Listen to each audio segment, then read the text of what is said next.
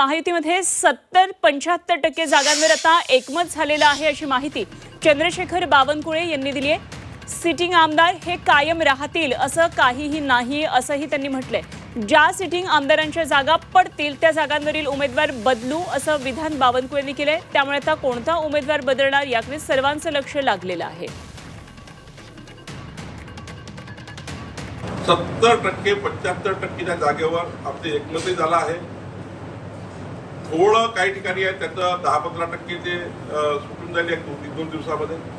काही शिवसेना भाजपच्या समोर आहे, काही ठिकाणी एससीबी भाजपच्या समोर आहे, काही तिघही आहोत। सिटिंग गेटिंग मध्ये असं नाहीये की सिटिंग गेटिंग कायम राहते। सिटिंग गेटिंग मध्ये सुद्धा काही जागा एखादं वाटलं भाजपला वाटलं आम्ही जिंकत नाही, आम्ही सोडून देऊ। शिवसेना एकनाथ शिंदेला वाटलं की बाबा हे आम्ही जिंकत नाही, ते आम्हाला भाजपला देऊन टाकतो, भाजपकडे स्ट्रॉंग उमेदवार आहे। अजितदादाला असं वाटलं एखादी सीट अशी आहे ज्या ठिकाणी भाजप स्ट्रॉंग आहे, आमची सिटिंग आहे, ते या विचार करतील।